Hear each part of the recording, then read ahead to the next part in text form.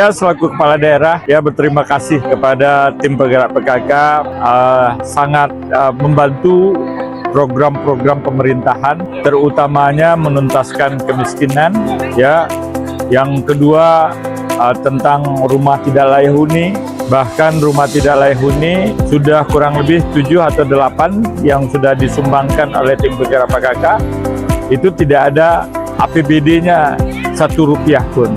Jadi melalui UP2K, jadi pendapatan keluarga, jadi bagaimana kita memberdayakan dengan lahan yang ada. Kita kan di Padang Pariaman ini lahan kan luas. Kalau misalnya kita mau, kita kan akan memanfaatkan lahan yang luas untuk menanam atau untuk melakukan sesuatu dengan lahan tersebut. Jadi itulah menambah pendapatan keluarga. Jadi diharapkan dengan kondisi ekonomi seperti sekarang, bagaimana ibu-ibu tadi yang kita lihat kan bagaimana Kuranji dulu dengan misalnya rapat saja, mereka tuh mengumpulkan uang nasi bungkus untuk supaya tidak mengeluarkan biaya.